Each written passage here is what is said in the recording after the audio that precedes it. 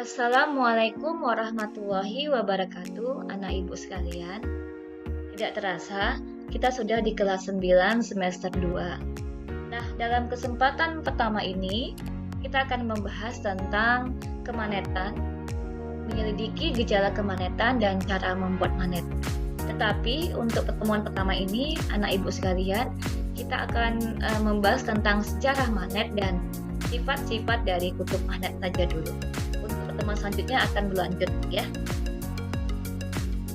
Nah, sebelum kita masuk ke materi intinya, anak ibu sekalian, perlu kamu ketahui konsep dari kemanetan yang akan kita pelajari nantinya. Yang pertama adalah sejarah manet, kemudian tentang manet, ada kutub manet, sifat-sifatnya, kemudian ada bahan magnetik, dan bagaimana cara membuat magnet. Kemudian kita juga akan membahas tentang jenis-jenis magnet, teori kemanetan bumi dan medan magnet. Oke, anak ibu sekalian, sekarang kita lihat. Kita lihat yang pertama ya, anak ibu, yaitu sejarah magnet. Dikatakan bahwa lebih dari 2000 tahun yang lalu, orang Yunani yang hidup di daerah Magnesia, yaitu suatu daerah kecil ya di Asia, menemukan batu yang sangat istimewa. Batu tersebut dapat menarik benda-benda yang mengandung logam. Kemudian, karena batu tersebut ya dapat menarik benda-benda yang mengandung logam dan ditemukan di daerah Magnesia, maka orang Yunani menyebutnya sebagai magnetit. Kemudian, dari ciri-ciri yang ditemukan, selanjutnya benda-benda yang dapat menarik benda lain yang mengandung logam, maka disebut dengan magnet. Makanya sekarang ini anak ibu sekalian, kita lebih mengenalnya dengan magnet. Sekarang kita lihat apa sih maksudnya dengan magnet ya, dan apa ciri-cirinya. Jadi dikatakan bahwa magnet didefinisikan sebagai benda yang dapat menarik benda lain, khususnya logam. Kemudian, di magnet tersebut mempunyai dua kutub. Yang pertama adalah kutub utara dan kutub selatan. Coba kamu perhatikan gambar magnet yang ada di slide. Ini adalah magnet batang ya, anak ibu sekalian. Dikatakan bahwa kutub utara adalah kutub magnet yang menghadap ke arah utara ketika magnet dapat bergerak bebas. Artinya ke kutub utara bumi ya, anak ibu. Kemudian kutub selatan adalah kutub magnet yang menghadap ke arah selatan bumi ketika magnet dapat bergerak bebas. Makanya kamu mengenal ada magnet jarum yang digunakan oleh biasanya para pendaki ya, ataupun para khususnya pendaki yang jelajahin hutan seperti itu ya. Nah, itu atau pramuka biasanya dipakai memakai kompas juga, itu khususnya untuk supaya mereka tidak tersesat di dalam hutan. Tahu arah kemana, misalnya arah utara, selatan, timur, barat, dan sebagainya. Oke anakku, sekarang kita lihat sifat-sifat dari kutub magnet. Perhatikan anak ibu gambar berikut.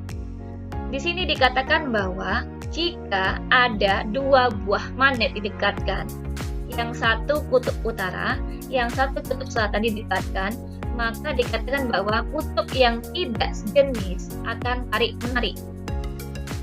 Kemudian, coba kamu perhatikan juga gambar yang sebelahnya. Tetapi sebaliknya, jika misalkan kutub yang sejenis, misalkan utara dengan utara atau selatan dengan selatan didekatkan, maka dia akan menolak. Oke anak ibu, ya ini ada suatu sunatullah Allah ya anak ibu, bahwa di hukum alam ini ada utara, kutub magnetnya ada utara, selatan, kemudian kita juga diciptakan ada laki-laki, ada perempuan, ada siang, ada malam. Ya semoga kita tetap menjalankan sesuai dengan sunatullah yang sudah Allah tetapkan di alam ini. Lebih jelasnya kita lihat sebagai berikut. Nah, anak ibu perhatikan baik-baik. Di sini ada dua buah magnet. Yang satu tergantung bebas, misalkan satu lagi kita pegang ya. Nah, misalkan ada dua buah kutub yang beda jenis kita dekatkan, ya, ini selatan, ini utara, kita dekatkan, apa yang terjadi? Iya, maka dia akan saling tarik menarik. Oke, nah Ibu ya, seperti ini maksudnya tadi ya, sifat dari kutub magnet. Yang tidak sejenis, jika didekatkan maka akan saling tarik menarik. Sekarang kita lihat yang berikutnya. Nah, misalkan ini ada juga dua buah magnet ya. Ya, ini pertama yang tergantung. Kemudian ada lagi satu yang didekatkan.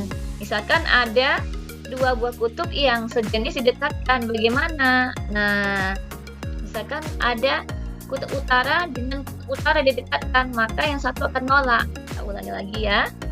Nah, seperti ini. Misalkan ada satu magnet lagi dengan kutub yang sama didekatkan, misalkan utara dengan utara, apa yang terjadi? Ya, maka dia akan menolak.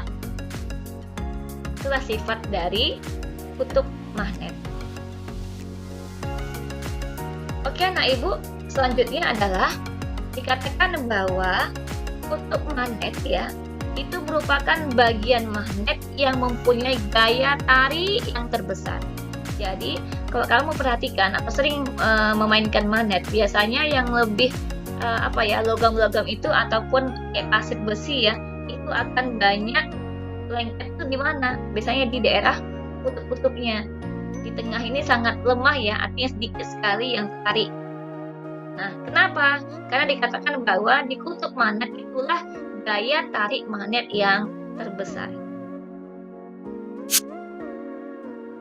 Kemudian anak Ibu, berdasarkan dari sifat gaya tariknya ya, artinya bahan-bahan yang dapat ditarik oleh magnet itu atau tidak, itu ada dua macam, yaitu yang pertama adalah benda magnetik, kemudian yang kedua adalah benda non-magnetik.